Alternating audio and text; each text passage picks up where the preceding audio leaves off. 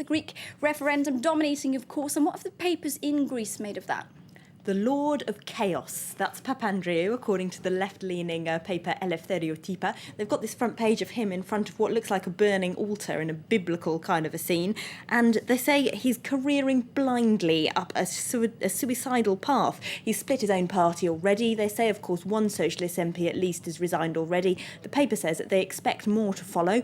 And this can only lead to greater calls from Papandreou to step down. That paper has actually been calling for him to step down for some time already, but they say this can only put more fuel on that fire. If we look at the more right-wing paper, Kathimerini, those two papers rarely agree with one another, but today they do. They both expect Papandreou to lose this referendum and bring his government down. The headline at Kathimerini is "The tables have turned on the government," and such is the anger in Greece, really, that Kathimerini says that what Papandreou has done is disproportionate, it's irresponsible. He's put the country at the risk of a disorderly default that he alone would be responsible for, and he's raised his own ambition above the public good. An idea that we've heard echoed in the French press as well. What about in Germany? There have, of course, been some harsh words from Europe's economic powerhouse for Greece in recent months, haven't there? What's really motivating Papandreou? That's what the German paper Die Zeit is asking, if we have a look at them.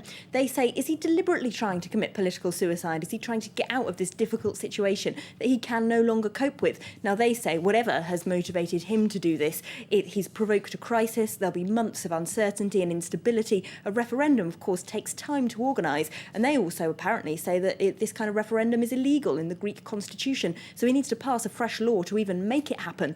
That's not a universal opinion in the German papers, though. If we look at the German Financial Times, they actually call it highly risky but very intelligent, saying he could get a great mandate to continue on with his austerity measures by doing this. And the writer even says, if I had investments in Greece, I'd be sleeping more easily tonight than last night. But maybe he doesn't want to. Maybe he actually wants to get out and retire because he's so tired of all of this. Who knows, right? The New York Times doesn't think there's much chance that he will win the referendum.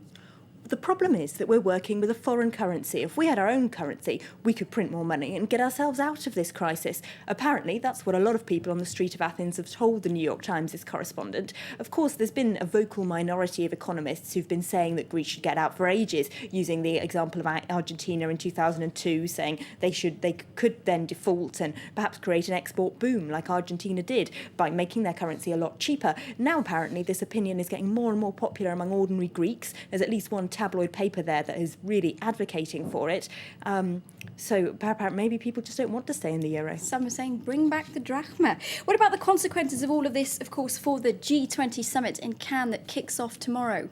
Well, there's plenty of anti-globalisation protesters out on those streets who aren't any more keen on the latest Euro crisis plan than the Greek voters. If we have a look in The Guardian, they've got some demonstrators there who've mocked themselves up as world leaders on the red carpet. Of course, they're mocking the film festival that normally takes place in Cannes. The paper says the city is really on lockdown. There's 12,000 police on the streets, and they've even soldered up the manhole covers.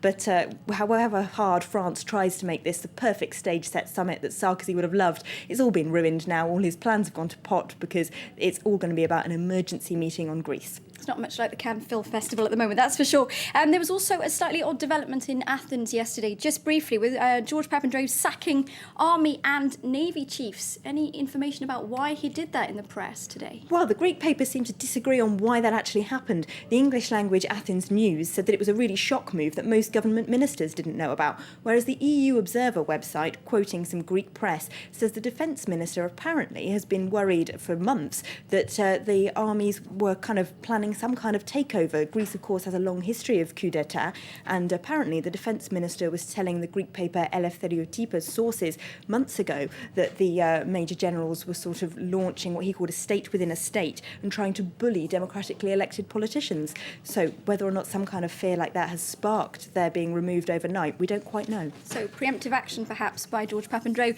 Thank you very much to you, Elena Casas, our press reviewer, taking us through the international newspapers this Wednesday.